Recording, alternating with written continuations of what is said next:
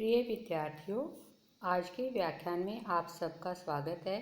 इस व्याख्यान में हम श्रीमद् भगवद गीता के दूसरे अध्याय के 11वें श्लोक से अध्ययन करेंगे।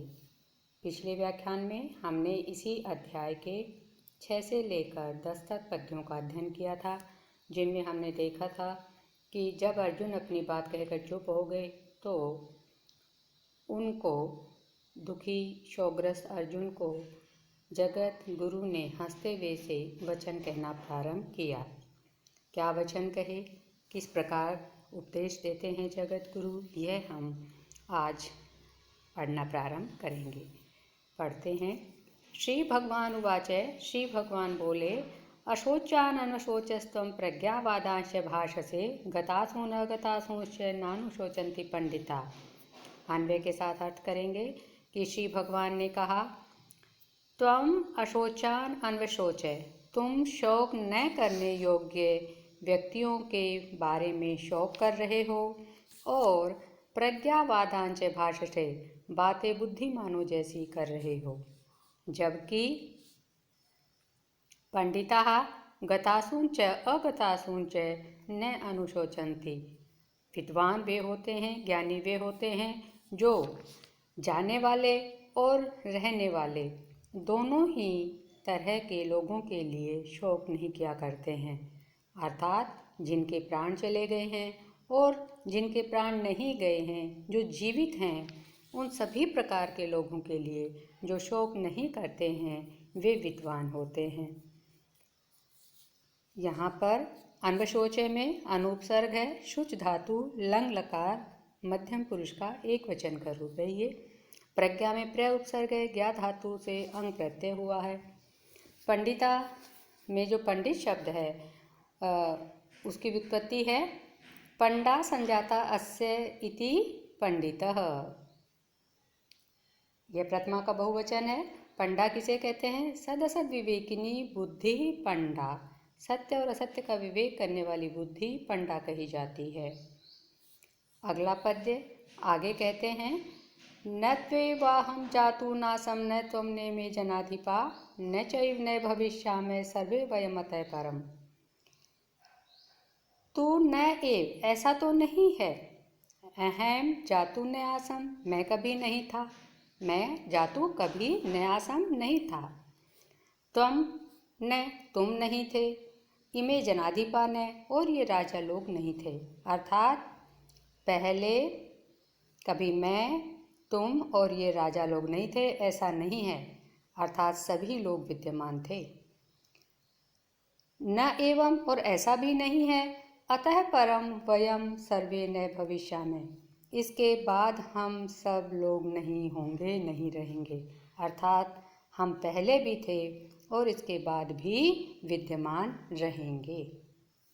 यहाँ पर जगत गुरु के द्वारा प्राणियों के आत्मतत्व को प्रधानता देते हुए उनकी त्रैकालिक सत्ता का संकेत किया गया है। आगे भी कहते हैं, देहिनो अस्मिन् यथा देहे कौमारम यौवनम जरा तथा देहांतर प्राप्तिर्धीरस्तत्र न मुह्यति। अन्वय के साथ अर्थ करते हैं। यहाँ बताया गया है कि जैसे देही के देह में 3 अवस्थाएं स्वाभाविक होती हैं, ऐसे ही एक चौथी अवस्था भी होती है। तो वही हम पढ़ते हैं, यथा देहिने अस्मिन् देहे, जैसे देही के इस देह में, देही देह का स्वामी अर्थात जीवात्मा, तो जीवात्मा के अस्मिन् देहे इस शरीर में कौमारम यौवनम जरा, कुमारावस्था, युवावस्था और वृद्धावस्था 3 अवस्थाएं होती हैं, तथा देहांतर प्राप्ति, वैसे ही अन्य शरीर की प्राप्ति भी होती है, दूसरे शरीर की प्राप्ति भी जीवात्मा को होती है। तत्र धीरे न मुह्यति, और उस चौथी अवस्था के प्राप्त होने में धीर व्यक्ति मोह नहीं करता, शोक नहीं करता है।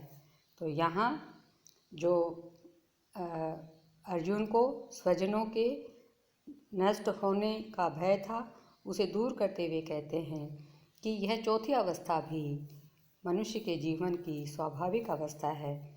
इस अवस्था को प्राप्त होने पर धीर व्यक्ति मोहित नहीं होता है। आगे क्या कहते हैं, मात्रा स्पर्शास्तु कौन्ते शीतोष्ण सुख दुखदा आगमपायिनो अनित्यांस्तान तितिक्षसु भारत। बताते हैं, कौन्ते हे कुंती पुत्र, मात्रा स्पर्शा तु आगम अपायिने। भौतिक विषयों के साथ इंद्रियों के संबंध आगम आने वाले, अपायिने जाने वाले हैं, अर्थात उत्पत्ति और विनाश से युक्त हैं। भौतिक विषयों के साथ जो इंद्रियों के संबंध होते हैं, जो संपर्क होते हैं, संयोग होते हैं, वे उत्पत्ति और विनाशशील होते हैं। और कैसे होते हैं? शीतोष्ण सुख दुखदा, सर्दी गर्मी सुख दुख देने वाले होते हैं। अनित्य और अनित्य होते हैं, अस्थिर होते हैं। अतः भारत, हे भरतवंशी अर्जुन, तान तितिक्षसु, उनको सहन करो।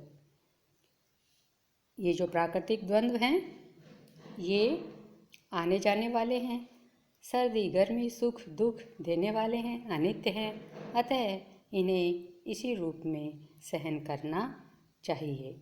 यहाँ यह प्राकृतिक ज्ञान जगत गुरु के द्वारा दिया गया है। यहाँ पर भारत शब्द भरतवंशी अर्जुन के लिए आया है और अन्यत्र यह धृतराष्ट्र के लिए भी प्रयुक्त हुआ है। तितिक्षष्टु ये सन्नंत तिस धातु का लोट लकार मध्यम पुरुष के एक वचन का रूप है। कौन्ते में कुंती शब्द से ढक प्रत्यय है, संतान अर्थ में, पत्यार्थ में। अगला पद्य आगे कहते हैं, यम ही न व्यथन्ते ते पुरुषम पुरुषर्षभ सम दुख सुखम धीरम स्वमृतत्वाय कल्पते। ही क्योंकि पुरुषर्षभ, हे पुरुष श्रेष्ठ, पुरुषेषु ऋषभ, ऋषभ माने श्रेष्ठ, हे मनुष्यों में श्रेष्ठ, नर श्रेष्ठ। एते ये किसकी बात हुई है? भौतिक विषयों के साथ इंद्रियों के संबंध की। तो उन्हीं के बारे में कहते हैं, ये इंद्रियों और भौतिक विषयों के संबंध सम दुख सुखम यम धीरम, सुख और दुख में समान रहने वाले जिस धीर पुरुष को, पुरुषम पुरुष को, न व्यथयन्ति पीड़ित नहीं करते हैं, स अमृतत्वाय कल्पते, वह धीर पुरुष अमृत के योग्य बनता है, उसके लिए समर्थ होता है, उसका अधिकारी होता है, मोक्ष की प्राप्ति का अधिकारी होता है। यहाँ पर बताया कि क्यों इन प्राकृतिक द्वंद्वों को सहन करना आवश्यक है, क्योंकि जो व्यक्ति इन प्राकृतिक द्वंद्वों को सहज भाव से सहन करना सीख जाता है, सुख और दुख में समान रहता है, ऐसा धीर पुरुष ही मोक्ष का भागीदार बनता है, उसके लिए योग्य होता है। यहाँ अमृतत्वाय में अमृत शब्द से त्व प्रत्यय है और चतुर्थी का ये एक वचन है। व्यथयन्ति, इसमें व्यथ धातु जो णिजंत है उसके लट लकार का ये रूप है। धीर शब्द की अन्यत्र भी यही परिभाषा की गई है कि विकार के हेतु होने पर भी जिनका चित्त विकृत नहीं होता, वे पुरुष धीर कहे जाते हैं। इस तरह से यहाँ तक हमने देखा कि जगत गुरु के द्वारा अर्जुन को प्राकृतिक और आत्मिक दोनों स्वरूप बताकर शोक नहीं करने की ओर प्रेरित किया गया है। अब हम अभी तक जो अंश पढ़ा है उससे संबंधित लघुतरात्मक संस्कृत प्रश्नोत्तरों का अभ्यास करते हैं, क्योंकि इस पुस्तक से भी जो छोटे प्रश्न हैं उनके उत्तर संस्कृत में लिखने होते हैं। तो संभावित प्रश्न इस प्रकार हो सकते हैं और उनके उत्तर, जैसे पहला प्रश्न हम देखते हैं कि श्रीमद् भगवत गीताया शाब्दिक अर्थ का या इसकी व्युत्पत्ति क्या होती है, तो हम बताएंगे श्रीमद् भगवत गीताया शाब्दिक अर्थः श्रीमता भगवता गीता अस्ति। अगला प्रश्न हो सकता है श्रीमद् भगवद गीतायाम कति अध्याया सन्ति, तो उत्तर होगा श्रीमद् भगवद गीतायाम 18 अध्याया सन्ति। प्रश्न हो सकता है मधुसूदने कीदृशम अर्जुनम उवाच, तो हम अर्जुन के जो विशेषण बताए थे वो बताएंगे। मधुसूदने कृपयाविष्टम अशुपूर्णाकुलेक्षणम विषीदंतम अर्जुनम उवाच। कश्मलम कीदृशम भवति, तो ग्रंथ के अनुसार कश्मलम अनार्यजुष्टम अस्वर्ग्यम अकीर्तिकरम च भवति। क्लैब्यम मास्मग्मः इति वचनं कस्य कृते कथितम्? तो उत्तर होगा क्लैब्यम मास्मग्मः इति वचनम अर्जुनस्य कृते कथितम्। प्रश्न हो सकता है मधुसूदने कस्य विशेषणम् अस्ति? तो उत्तर मधुसूदने श्रीकृष्णस्य विशेषणम् अस्ति। कार्पण्य दोषोपहत स्वभावः कः आसीत्? इस प्रश्न का उत्तर होगा कार्पण्य दोषोपहत स्वभावः अर्जुन आसीत्। शोकम कीदृशं भवति?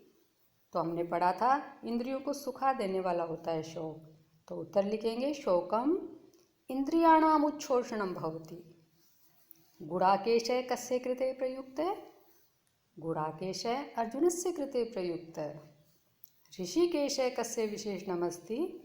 तो हमने पढ़ा था श्री कृष्ण का ये विशेषण है। तो उत्तर होगा ऋषिकेशः श्री कृष्णस्य विशेषणमस्ति।